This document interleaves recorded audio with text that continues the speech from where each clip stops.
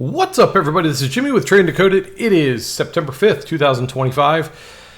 I must admit, I had a bias today. It was a bias to the downside. I'll explain why in just a minute. It doesn't make it right, just to be very clear. And it doesn't mean I was going to force a trade or take any trades at all if the setup didn't give me the opportunity to play with my bias.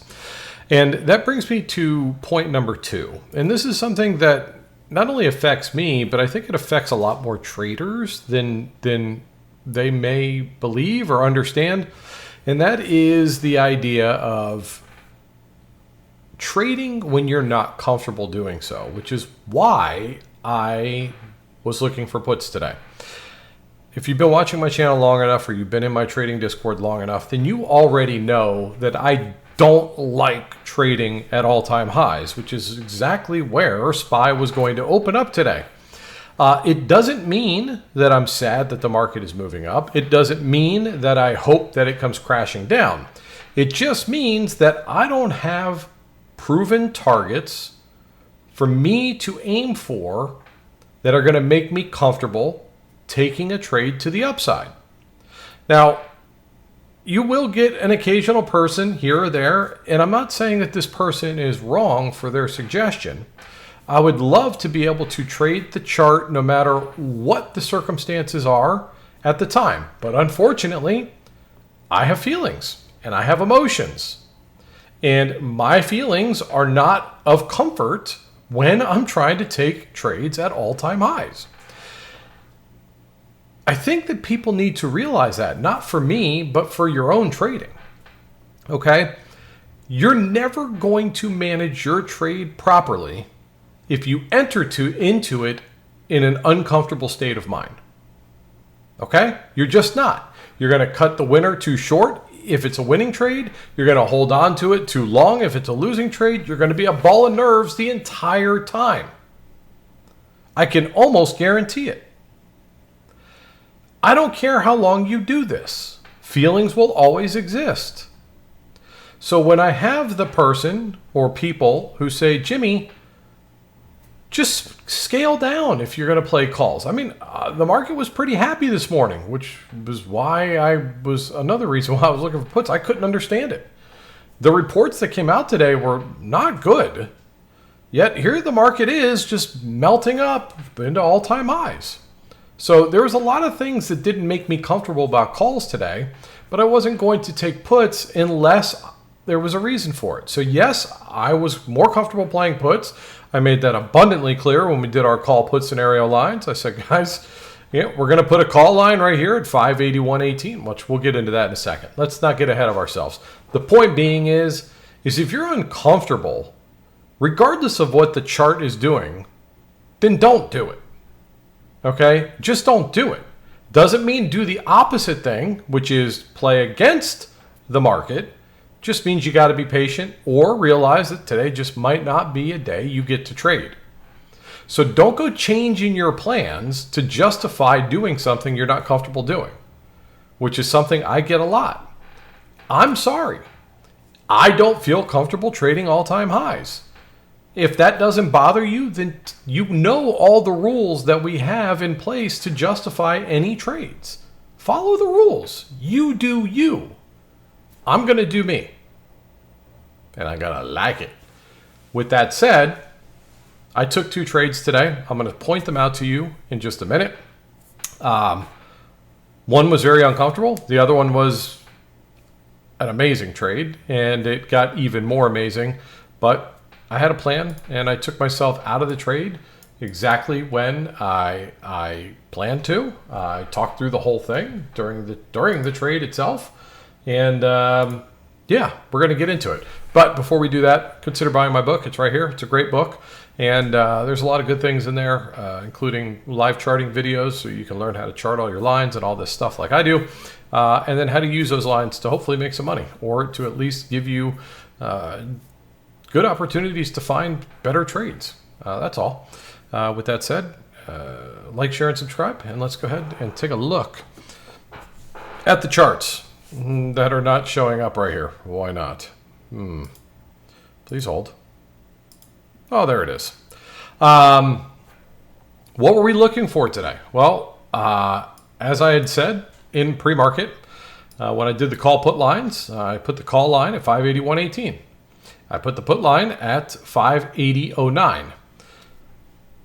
Immediately upon putting these on the chart, I said, let me be abundantly clear. As I've already stated, and I'm going to remind everybody, if we cross that call line, I will not be taking those calls. And that's when the questions start. Well, why not, Jimmy? Why even have a call line? I said, because it's still support and resistance. I just don't feel comfortable doing it. I'm making it abundantly aware.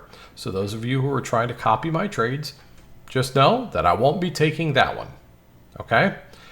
However, on the put side of things, which I'll wait for the setup for me, that's what I'm looking for.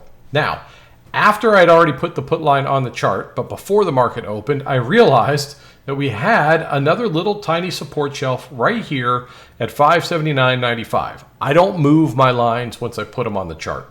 Although verbally, I said, guys, it's probably best to wait for a move below 579.95. If we get through that, we'd be targeting 579.29. Okay, that's the move I wanted to trade. And I didn't get that opportunity to take that trade because ADD was on a damn rocket ship, even though the Qs were putting in lower highs and trying to move down. Now, as luck would have it, or not luck, but my plan came to fruition, right? We were cracking that line of support. ADD had started to print its first red candle. That got me into this trade. Didn't get down to where I wanted it to go. It did great on the Qs chart. It didn't translate so well on the SPY chart. This was an uncomfortable hold.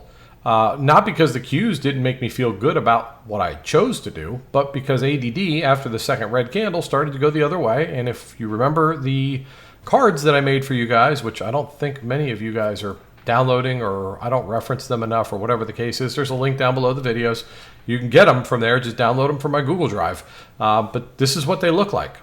And when Qs are going down and ADD's going up, SPY's going to go sideways. Yes, I got caught up in that. And I was switching between being in the green, in the red, in the green, in the red. And then finally, we had an alert set down there that got triggered. As soon as it got triggered, I took myself out of the trade. It was at 9:38, basically right when that candle opened. Marketed out of the trade. Was barely worth the squeeze. Okay, that particular trade returned me 12.07%.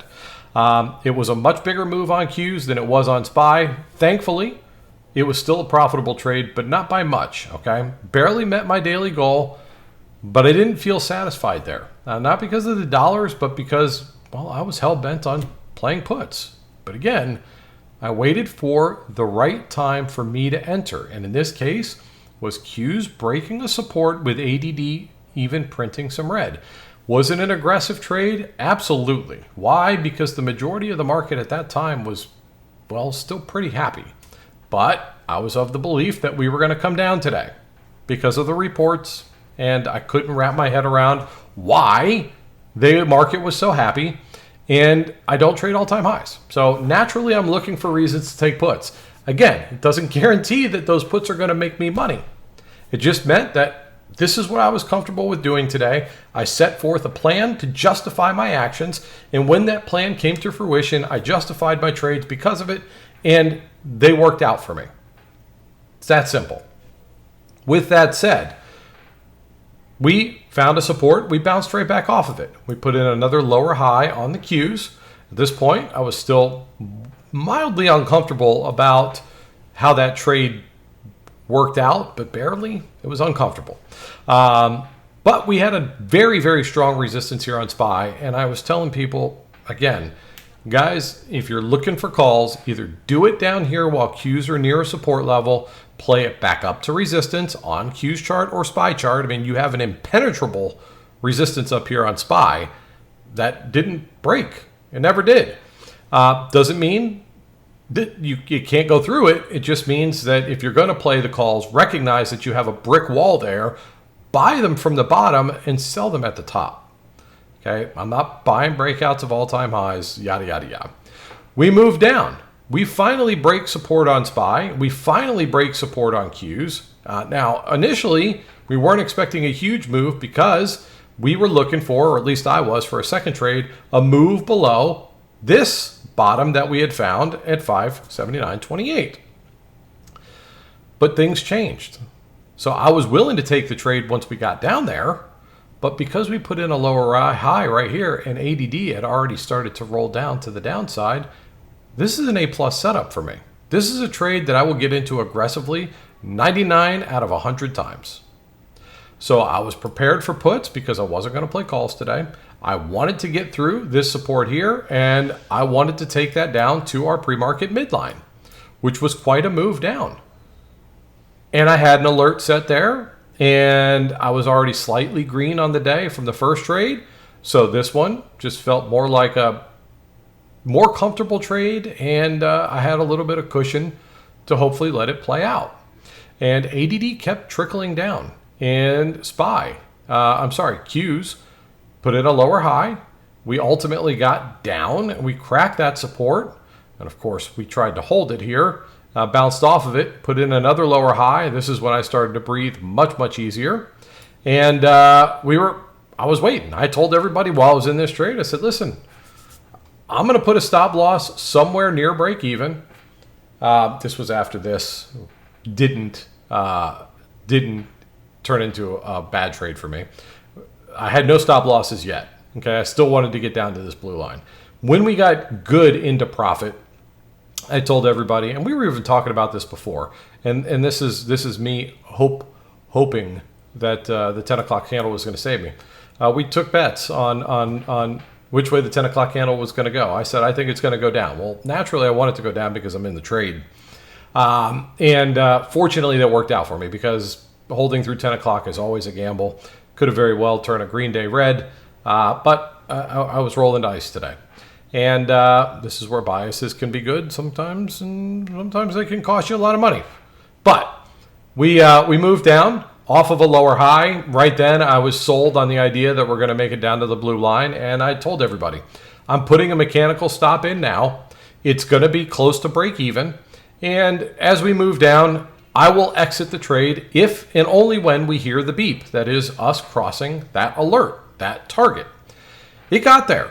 And I took myself out of the trade. And that ended up being a 58.11% win. That was a banger of a trade. Now, I say that to say this. ADD kept diving down. I took myself out because, well, that was my goal. That was my target. That's where I wanted to go. And at the same time, as I always say, if we come in down to a support or a profit target and ADD is printing in the opposite direction, I don't like to wait and find out if this is going to hold or fail. Did it cost me a lot of money today? It cost me an assload of money. But that's okay. If we were red on ADD when we got here, I would have tried to hold this trade a little bit longer, and it would have paid me in spades. This trade turned from a, the $3,289-ish win to what would have been over $27,000 by the time we got down to the pink line on SPY, which I'll show you in a minute. But nonetheless, that was it for me. Great day. A lot of people did well today, especially the patient ones. But we pulled back to resistance. ADD was still printing red again. Said, hey, guys, this is another lower high. We're more likely to break support and continue down to the next support. We did all that. We kept doing all that. It said we were just targeting the pink line, which we got to. Close below the pink line. At this moment, loud and clear, I said, well, we just closed below the pink line. This might open up the floodgates a little bit. And down we continued to go. So this was a nice move down to take advantage of. And the last circle for exit that we have on this chart is when SPY hit its own pink line right here at 11:10. So after that, even though I was anti-call, more because we were at all-time highs, we found a call position to take. Called this one out too. Right here, after we gotten through the most recent lower highs to the left and broke the downtrend, we pulled back, and I said, guys, on this pullback, watch for a higher low. If we put in a higher low and ADD's printing green, we'd be targeting right here, this resistance, 574.63. This became a higher low. ADD was printing green. Let's go. I said, no guarantees. Market seems pretty heavy, but this is an A+ setup to the upside. Had several people take this trade. Was a beautiful trade to the upside. And then it got more beautiful because we kept putting in higher lows, meaning we're going to break resistance and head up to the next resistance, which it did all of that. And I told everybody earlier, while we were moving down, I said, during this pullback here, I said, I'm okay with calls down here, but I personally wouldn't do them until we got back above the pink line on the Qs. That's just me. That's what it was going to take for me to trade through my put bias if I was going to take a call at this point in time. It ran right up to it. It didn't cross it, so I would not have taken any of these trades, especially having taken 2 trades already. I don't like to take more than 2 trades a day. I don't like to take more than 1 trade a day. But after that, there was nothing much to look at. We were real close to 12 o'clock. That's when I get off the mic. We did pull back. We were putting in lower highs, all the things. And it did a lot of sideways trading ever since then. And at this point, it's something that's going to cost you some money if you're trying to trade this right now. What happens into the close, I have no idea. And it's not going to matter to me because, well, I don't care to sit in front of these charts all day long. As you can see, I went and got my head and my beard trimmed up and picked my kids up from school and all those things that, I'm very fortunate and thankful to be able to do now that my workday is much shorter than it was when I was working a 9-to-5 job. I want to take advantage of my time, my free time, because that's what we should all be working towards.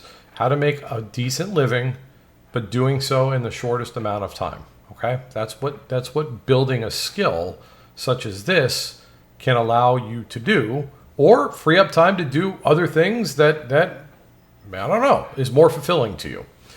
But with that said, we're going to wrap this up. I hope you found some useful information in this video. If you did, please like, share, and subscribe. If you'd like to join the Discord community, well, there is a link down below. We'd love to have you. Take advantage of the free week, guys. Do not put any credit card information in. Watch out for fake DMs. When you join my community, go to the welcome tab. It shows you exactly what my profile looks like in Discord. It shows you what my Discord username is. Don't be fooled, okay? These guys are assholes. They pop up and somehow they know where your DMs are. They'll try and convince you to turn off allowing DMs after they get through to you.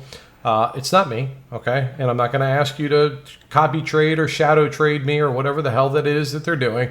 I'm not going to charge you anything just for showing up in the room. In fact, just show up. Don't do anything else but say hello, and I'll greet you with open arms. All right? And that's it. I hope you all have a fantastic weekend. Buy my book and read it over the weekend. You can do so over the weekend. It's not a difficult read. And stay dry if you're in a part of the country that's raining like hell, like we are down here in South Florida. With that said, enjoy the rest of your day. I hope you crushed it today. Till Monday. I love you guys. See you.